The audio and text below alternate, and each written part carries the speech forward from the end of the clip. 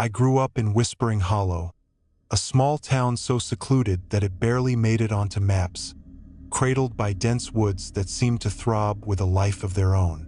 The town's name wasn't metaphorical. The wind carried whispers, soft and chilling, weaving through the streets at night as if the trees were conspiring against the living. It began subtly.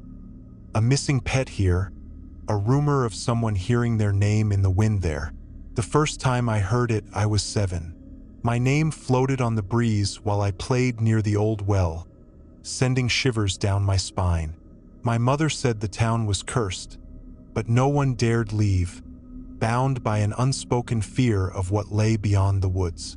By the time I was 16, I'd grown used to the whispers, though they were louder now, almost as if the town itself was trying to speak to us. People disappeared often, always at night, always after the whispers became unbearably loud.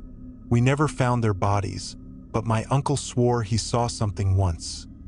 A shadow with too many arms and legs slithering into the woods. Curiosity became my undoing. One night, I followed the whispers deep into the forest, armed with nothing but a flashlight and the naive bravado of youth. The trees loomed over me, their gnarled branches twisting like grotesque fingers. The whispers grew into a cacophony, overlapping voices that sounded like children, women, and men all crying out in terror, beckoning me closer. I stumbled upon an old church I'd never seen before, its steeple broken and its doors hanging open like a mouth about to devour. Inside, the walls were lined with crude carvings of screaming faces, and at the altar stood a creature that defied explanation, its form constantly shifting, as if reality itself couldn't decide what it was. It turned to me, and for a moment, everything was silent, so suffocatingly quiet that I could hear my own heartbeat pounding in my ears. Then it spoke, not with words but directly into my mind, in a voice that was both mine and not mine. It showed me visions of the town, of every person I had ever known, writhing in endless torment, their faces twisted into those same carvings on the walls. "You came," it said, "and now you'll never leave." Before I could scream, the floor split open, and I fell into a pit of writhing shadows, their hands clawing at me, pulling me deeper into the black. I woke up in my bed the next morning, drenched in sweat, but the whispers were gone. So were the people. I wandered through the streets, finding no one. Not a single soul remained. The only sound was the wind, which now carried not whispers, but a chilling, hollow laughter that echoed endlessly.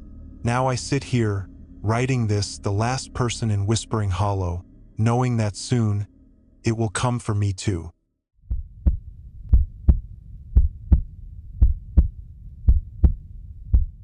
Blackridge was the kind of small town where secrets festered like wounds, and the silence carried weight, as though the air itself was too afraid to stir.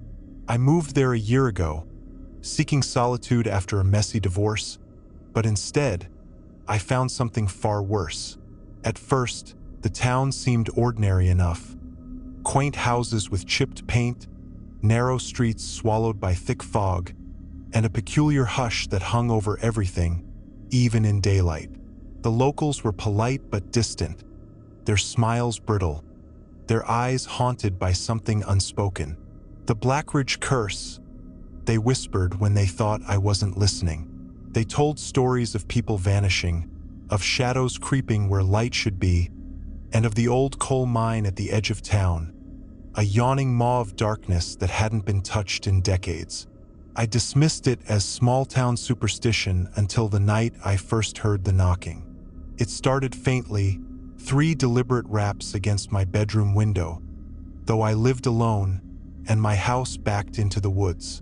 When I mustered the courage to look, there was nothing there but trees swaying in the wind, their skeletal branches clawing at the sky.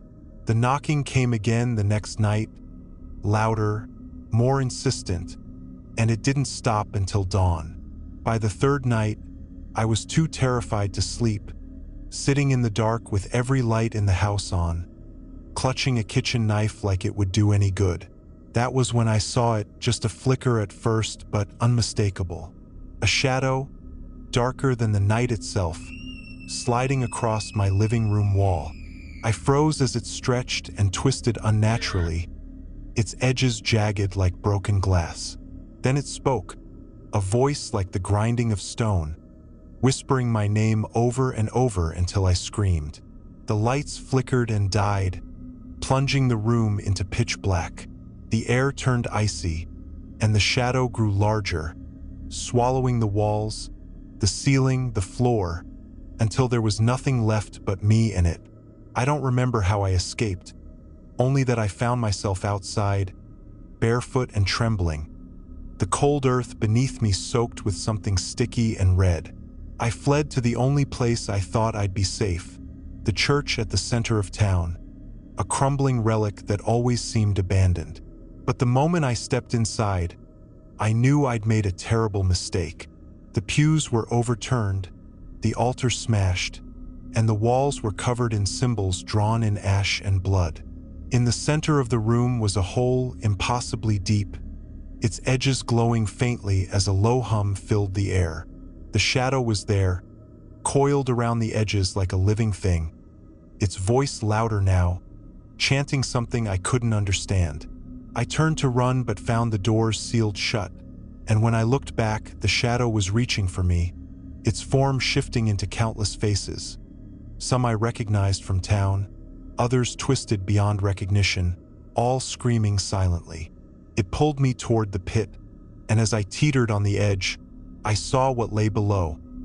An endless chasm filled with writhing bodies, their eyes wide with terror, their mouths stretched into grotesque grins as they clawed at each other in eternal agony. The shadow whispered, "Join us." And with one final push, it sent me tumbling into the abyss. I woke up hours later, lying in the middle of Blackridge's main street, surrounded by empty houses and dead silence. The town was gone, swallowed whole, leaving only the faint echo of that terrible voice in my ears. Now, every time I close my eyes, I see the pit, feel its cold grip, and hear the shadow's promise. You belong to us now.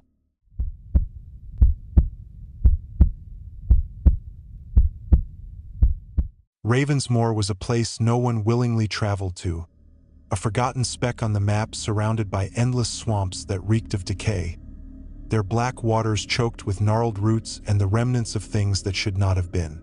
I arrived there on the tail end of a storm, my car breaking down just shy of the town's only road, leaving me stranded in the suffocating gloom. The townsfolk were an odd, pale lot, with glassy eyes that never quite met mine, their voices hollow and lifeless when they spoke at all. The first night in the old boarding house was eerily quiet, save for the faint sound of dripping water and a low, distant hum that seemed to seep through the walls. I dismissed it as the old pipes groaning in the damp, but my sleep was restless, plagued by vivid dreams of shadowy figures watching me from the edge of the swamp, their empty faces twisting into grotesque parodies of human expressions.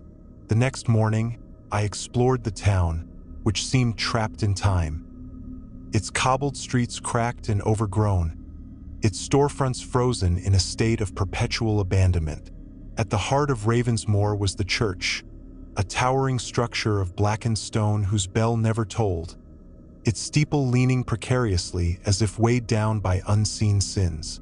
I felt drawn to it, though the locals warned me with clipped sentences and averted gazes to stay away after sunset. That night, the humming returned, louder this time, accompanied by faint whispers that seemed to come from beneath the floorboards of my room.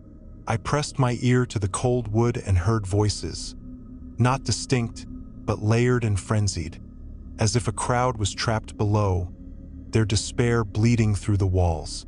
My host, an elderly woman with a vacant smile, claimed to hear nothing, but her trembling hands betrayed her. As the days passed, the town grew stranger.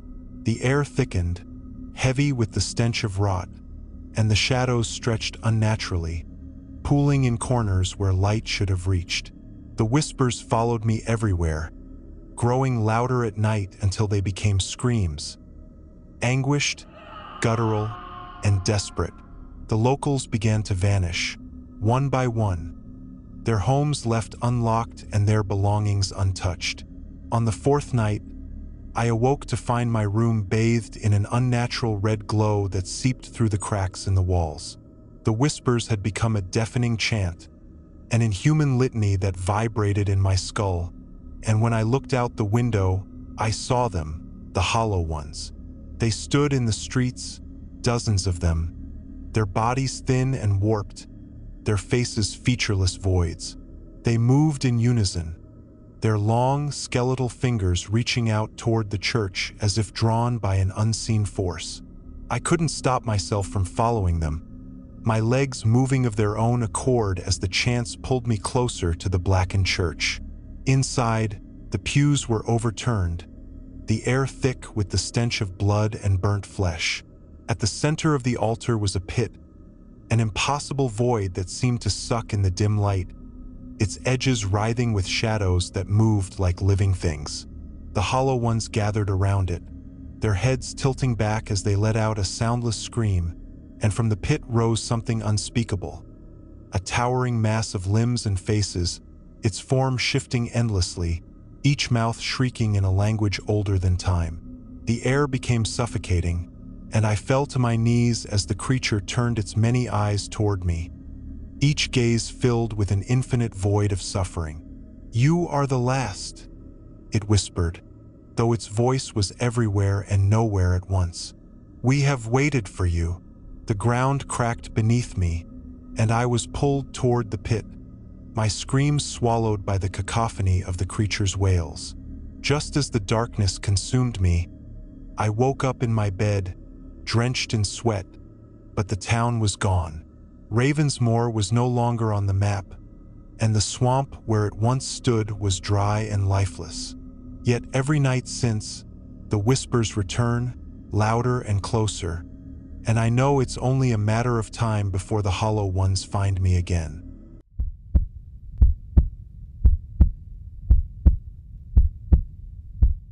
Dreadhaven was a small, forgotten town, shrouded in eternal twilight and cut off from the world by a thick, unyielding mist that seemed to have a mind of its own. No cars ever came through, no planes flew overhead, and no one ever left. I moved there after inheriting my estranged grandfather's crumbling estate, a sprawling Victorian mansion at the edge of town, perched like a vulture overlooking the endless forest. From the moment I arrived, I felt the weight of the town's eerie stillness pressing on me, as though unseen eyes were always watching. The people of Dreadhaven were pale and silent, their expressions blank, their movements robotic.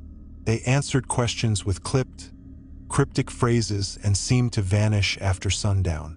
My unease grew with each passing day, especially when I began to notice the absence of birds, insects, or even the sound of the wind. Nights were the worst, a suffocating silence broken only by the occasional soft scratching at my windows, like fingernails on glass. I told myself it was branches in the wind, though the trees outside my house never moved. Then came the first scream. It was a blood-curdling wail that shattered the silence and echoed through the streets, waking me in the dead of night. I peered out from behind the heavy curtains and saw figures moving in the fog, their forms hunched and jerking unnaturally. The scream cut off abruptly, leaving an oppressive void that made my ears ring.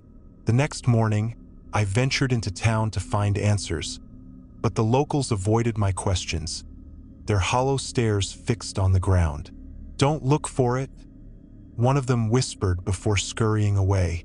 That evening, I discovered a locked room in my grandfather's mansion, its door adorned with strange symbols carved deep into the wood. Curiosity overrode my fear, and I spent hours picking the lock, only to find a study filled with yellowed maps, faded photographs, and an ancient journal bound in cracked leather. The journal was my grandfather's, and its entry spoke of the Veil, a mysterious force that separated Dreadhaven from the rest of the world. He wrote of townsfolk vanishing, of creatures that wore human faces but weren't human, and of an ancient ritual that had gone horribly wrong. The final entry was smeared with something dark, but I could just make out the words, "They are coming. Don't trust the mist." That night, the scratching at my windows turned to pounding, heavy and relentless, as if something enormous was trying to get in. I barricaded myself in the study, clutching the journal like a lifeline as the house groaned under an unseen weight. Then I heard the voice. It was low, guttural, and impossibly close, calling my name in a language I couldn't understand but somehow felt in my bones. The pounding stopped, replaced by a deafening silence, and I thought I was safe until the floorboards creaked behind me. I turned slowly, my flashlight trembling in my hand, and saw a figure standing in the corner. It looked like my grandfather but twisted, his limbs too long. His mouth stretched into a grin that split his face, and his eyes black as the void. "You shouldn't have stayed," it rasped, and then the lights went out. I don't remember how I escaped, but I found myself stumbling through the mist-choked streets, the town eerily empty. The buildings were crumbling, their windows shattered, as if abandoned for decades. Shadows moved at the edges of my vision, always just out of reach, whispering my name in voices I recognized but couldn't place. I ran for what felt like hours, the mist growing thicker until I couldn't see my hands in front of me. When I finally emerged, I was standing at the edge of the forest, the mansion behind me dark and silent. The town was gone, swallowed by the mist, leaving only a faint, echoing laugh that seemed to come from everywhere and nowhere. Now, every night, I hear the scratching at my windows no matter where I go. I know the mist is coming for me, and when it does, I'll disappear just like the rest of Dreadhaven.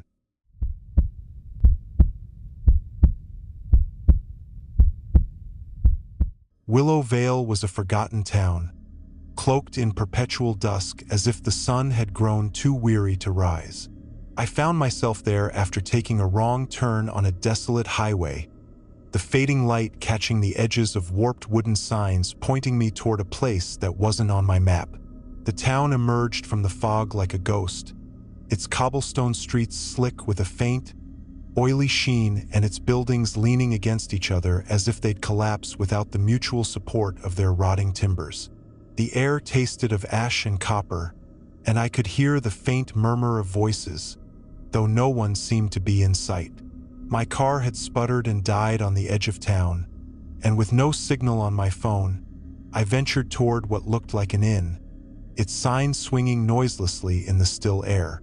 Inside, the innkeeper, a gaunt woman whose eyes were too large for her sunken face, greeted me with a crooked smile that never touched her lips. She spoke in a voice that sounded far away, as if carried on the wind, and when I asked her if there was a mechanic in town, she simply said, "You'll find what you need before you leave." Though her tone suggested I might never leave at all, the room she gave me was damp and cold, its single window overlooking the town square, where a fountain stood cracked and dry beneath the eternal twilight. As the hours passed, the faint voices outside grew louder, joined by the sound of footsteps that never quite reached the inn. I peered out the window but saw nothing except flickering shadows that moved without a source. Sleep eluded me, and when the clock struck midnight, though the sky hadn't changed, a deep, resonant bell tolled from the chapel at the edge of town. It was then that I noticed them. Figures moving slowly through the square, their forms barely distinguishable from the gloom, their movements languid and dreamlike. I watched in silent horror as they gathered around the fountain, their bodies twisting and merging into a grotesque mass that pulsed as if it were alive. Unable to stay inside, I ventured out, my footsteps echoing unnaturally as if the town itself was listening. The streets seemed to shift and stretch, the buildings leaning closer, their windows like empty eyes following my every move. When I reached the square, the figures were gone, but the fountain now flowed with a thick, dark liquid that smelled of decay. My reflection in the liquid wasn't my own, but that of a hollow-eyed version of me, its lips curling into a cruel smile before it sank back into the depths. Panicked, I turned and found myself face to face with one of the townsfolk, their face featureless except for a pair of gaping black voids where their eyes should have been. They whispered something I couldn't understand, their breath cold and metallic against my skin, before they dissolved into a swarm of shadowy insects that scattered into the air. Desperate to escape, I ran toward the chapel, its towering spire cutting into the dusky sky like a jagged wound. Inside, the walls were lined with rows of candles, their flames dancing without heat, and at the altar stood a figure cloaked in tattered robes, its head bent as it chanted in a language that made my ears ache. As I approached, the chanting stopped, and the figure turned to reveal a face that was not a face at all but a void, a swirling abyss that seemed to pull at the edges of reality. It spoke directly into my mind, its voice a cacophony of screams and whispers. "You are here because you belong. Willow Vale is where the lost are found." The floor beneath me began to crumble, revealing a swirling vortex of light and shadow, and as I was pulled into its depths, I saw the truth. The town was alive, a sentient trap feeding on the despair of those who wandered into its grasp. I fell for what felt like eternity, my mind unraveling as the voices of Willow Vale consumed me. When I awoke, I was back in my car, parked on the edge of the highway, but the town was gone, leaving only an endless stretch of fog-shrouded road. Yet every night since, the dusk returns, and with it, the whispers of Willow Vale calling me back to its eternal embrace.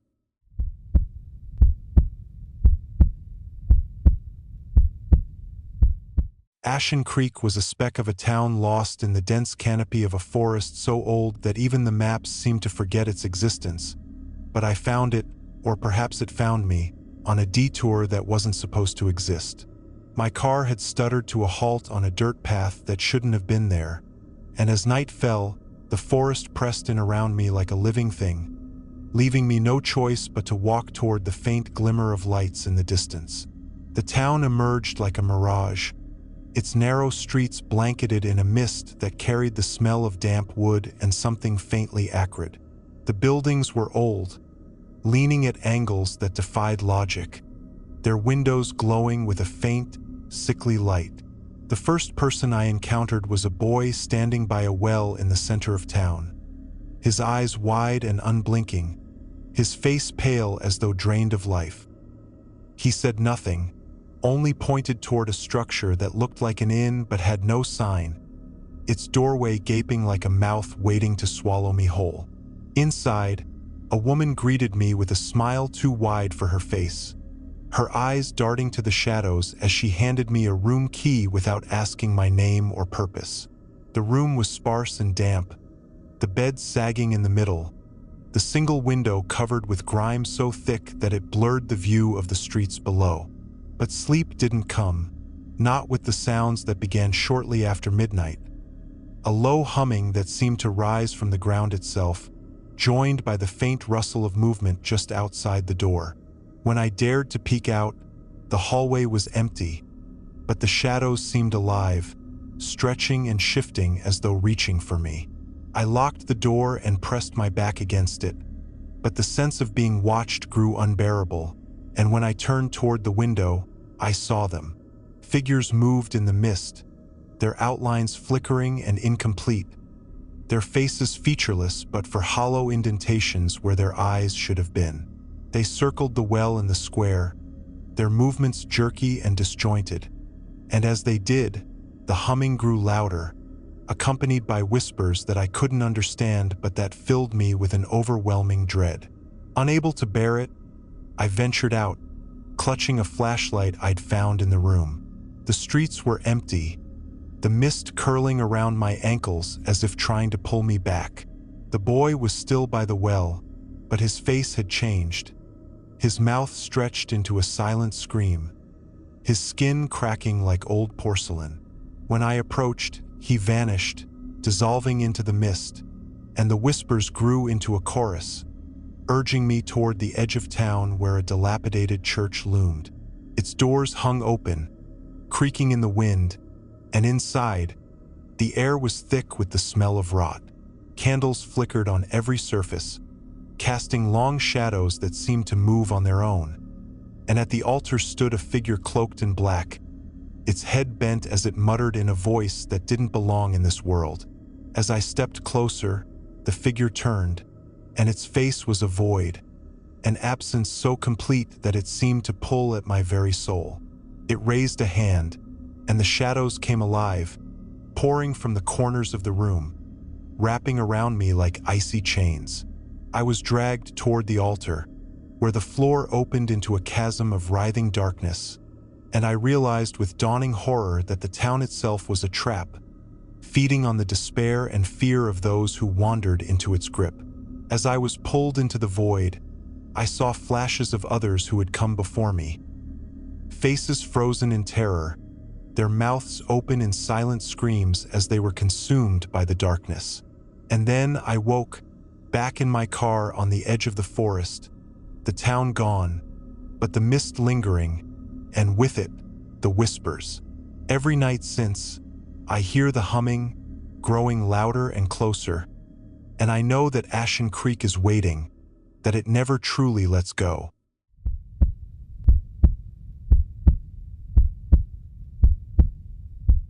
Black Hollow was a town buried deep in the heart of the Appalachian wilderness, where even the sun seemed reluctant to shine. I had never heard of it before inheriting my uncle's decrepit cabin on the outskirts of the town, a weathered structure that seemed to sag under the weight of its own secrets. From the moment I crossed into Black Hollow, the air grew heavy with the smell of wet earth and something faintly metallic, like blood. The people were sparse and gaunt, their eyes sunken and darting, their voices hushed and nervous, as though any sound above a whisper would wake something ancient and angry. The town square was dominated by a cracked fountain, its water dark and stagnant, the stone figures around its rim worn into faceless shapes. My first night in the cabin was restless. The walls creaked, the wind howled through broken shutters, and somewhere in the distance, a low, rhythmic drumming echoed through the woods. I dismissed it as local wildlife, but the unease burrowed into me like a splinter. The next day, I ventured into the woods to explore, finding strange markings carved into the trees, spirals, jagged runes, and claw-like etchings that seemed too deliberate to be random. The ground beneath the trees was littered with animal bones, arranged in circles that felt ritualistic. An old man in town warned me, his voice trembling, "Stay indoors after sundown, stranger. The night wakes don't like to be watched." He wouldn't say more, and when I pressed him, he turned and hobbled away, leaving me with a chill that lingered long after. That evening, as the sun dipped below the horizon, the drumming returned, louder and closer, accompanied by a low, mournful wail that seemed to come from everywhere at once. The cabin's walls felt thinner as shadows danced on the edges of my lantern's light. Then came the scratching, a deliberate, methodical scrape against the door, followed by a soft tapping on the windows. I froze, my breath shallow, as a whispering voice seeped through the cracks, speaking my name in a tone that was both mocking and inviting. Gathering my courage, I peered through a gap in the shutters and saw figures moving in the gloom. They were tall and impossibly thin, their limbs elongated and wrong, their faces pale and featureless except for mouths that stretched too wide. They moved with jerky, unnatural steps, their heads tilting toward the cabin as if sensing my presence. The old man's warning echoed in my mind as I backed away from the window, clutching the rusted hunting rifle I had found in the cabin. The drumming grew louder, reverberating through my chest as the figures surrounded the cabin, their whispers melding into a single, chilling chant. The air inside grew colder, frost creeping across the windows despite the roaring fire in the hearth. Suddenly, the door burst open, not with force but with an unsettling, silent swing, and the shadows poured inside like living smoke. The figures followed, their movements disjointed and insect-like, their wide mouths stretching into something that might have been a grin. I fired the rifle, but the bullet passed through them as though they weren't truly there, and they closed in, their whispering growing deafening. One reached out with a hand that seemed to dissolve into tendrils of black mist, and when it touched me, my vision blurred, and I was no longer in the cabin. I stood in the town square, now unrecognizable, the fountain overflowing with a thick, dark liquid, and the buildings warped into impossible angles. The townsfolk were gathered in a circle, their faces featureless and their bodies motionless as the night wakes moved among them, whispering their ancient, unknowable words.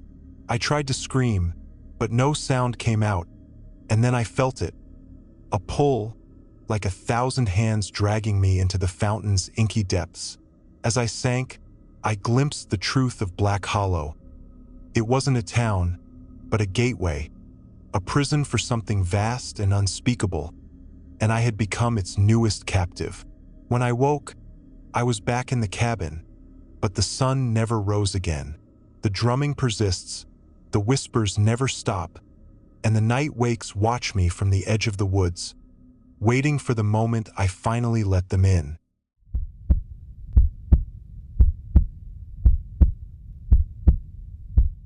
Black Hollow wasn't on any map, and I never intended to find it.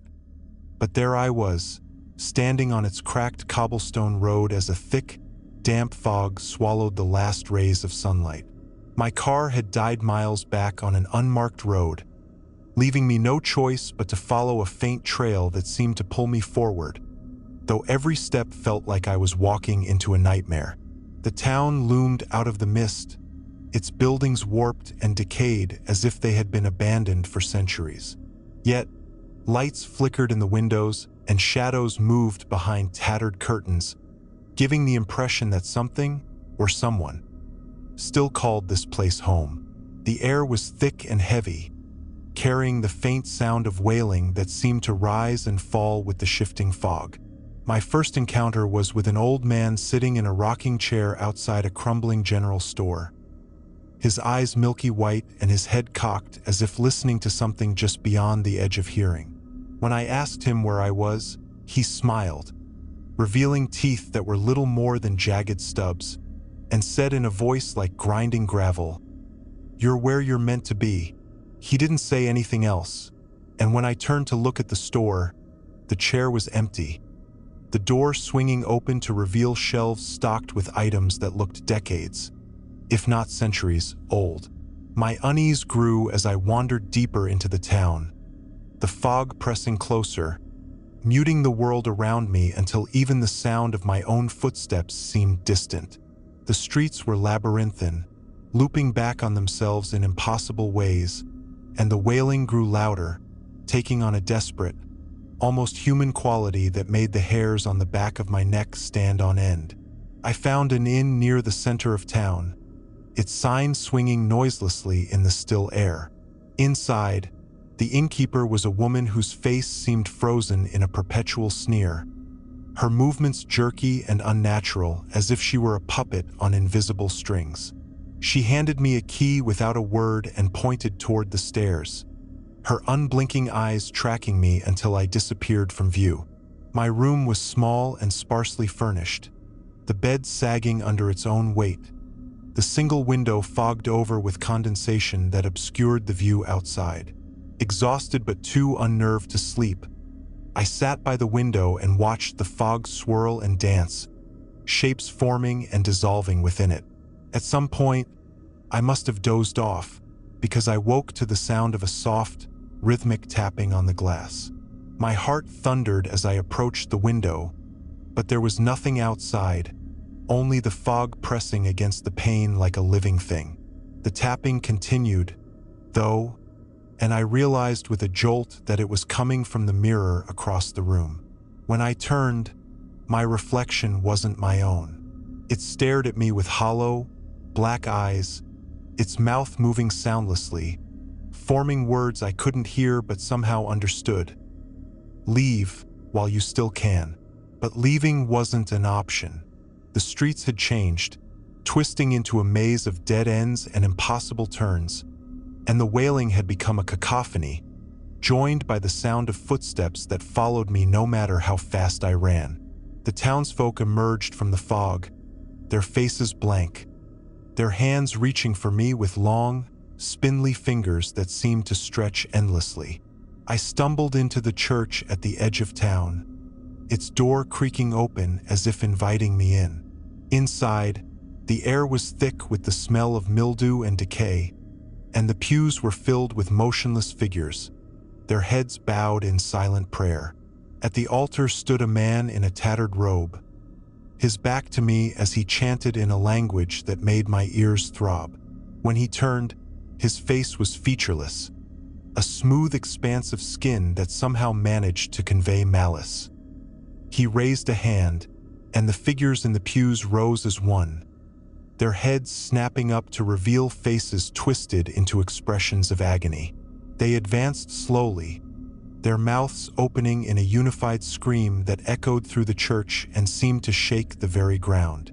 I ran, bursting out into the foggy streets, but the town was alive now, its buildings closing in around me, the cobblestones cracking and buckling beneath my feet. The wailing reached a fever pitch, and I realized it wasn't coming from the townsfolk but from the fog itself, which coiled and writhed as it chased me, forming tendrils that lashed out and wrapped around my limbs. Just as the mist began to suffocate me, I found myself back on the road where my car had broken down, the town and its horrors swallowed by the fog behind me. I don't know how I escaped, but I can still hear the wailing when the fog rolls in, and sometimes, in the distance, I see the faint outline of Black Hollow, waiting for me to return.